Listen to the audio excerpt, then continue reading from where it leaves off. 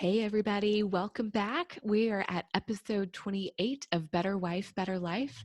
My name is Meredith Riddick, and we are coming up on the last few episodes of our podcast. So thank you so much for being a listener and just kind of hanging in there over this season and learning more about relationships and what it takes to better your own life by being or becoming a better wife. We're all in this together, me included. So, just to recap, I have been married for almost 4 years now. And before all of that, well, and in addition to, I've been a licensed professional counselor for, I guess, going on 14 years this year. So, I chose to do this podcast just kind of combining a lot of what I've learned from my clients over the years and various trainings on relationships, along with what I try and implement in my own marriage and how my husband and I try to navigate being good to each other and improving our marriage. So I hope that you guys have gotten a lot out of this. Today, I wanted to talk about kind of the underlying stuff with conflict and arguments. So the title of this episode is It's Not About the Toothpaste. Whenever I think about kind of classic arguments that happen with couples who've been together for a long time, I think about, are you someone who leaves the cap on the toothpaste or off the toothpaste? Are you someone who squeezes from the middle or squeezes from the bottom?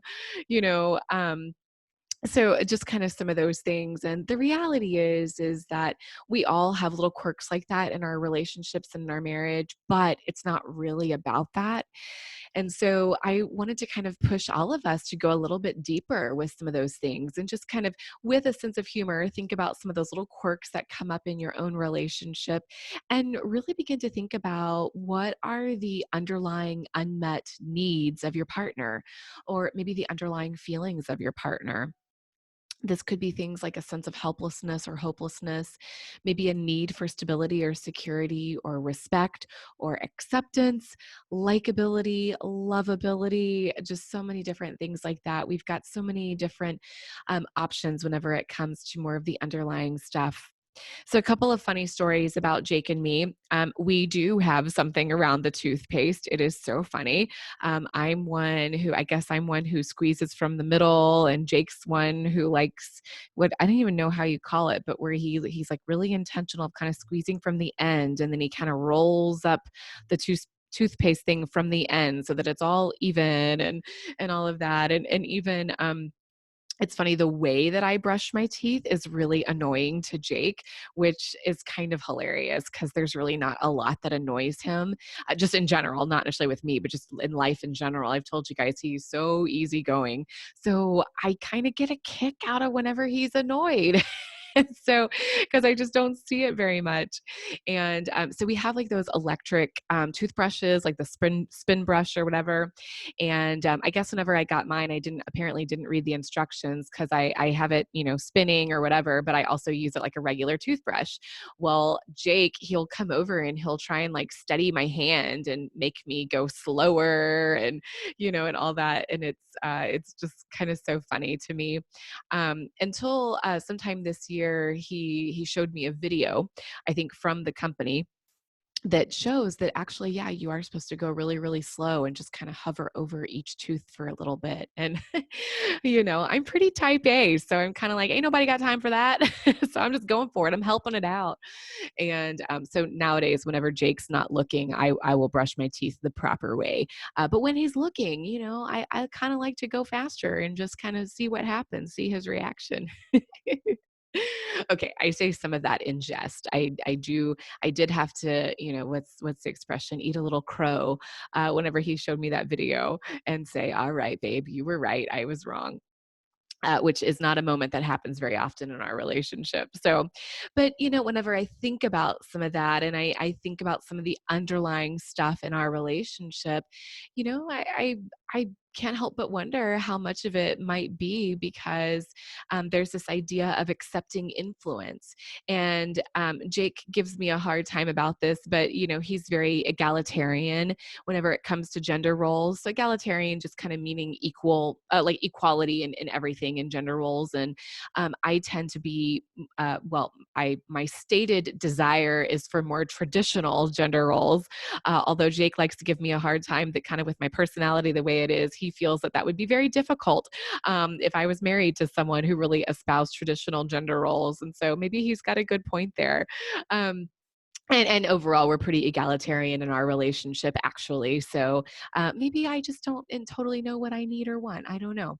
But when it comes to that, I think because of the way I'm wired and my personality, I mean, on one hand, I'm pretty smart. I'm pretty driven. I go for things. I'm like a go getter. Kind of like you want something done, you got to do it yourself.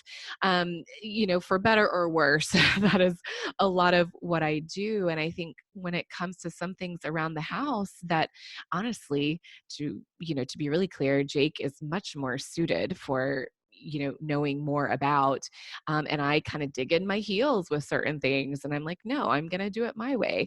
Not that that's exactly what I say, but if he points out something and I keep doing it the way that I've been doing it, right, there's a part of that that must come across to him as though I'm not accepting his influence. And as we know with Gottman research and Gottman principles, that's actually really important. So that's a growth area of mine in our relationship, to be able to accept influence from Jake.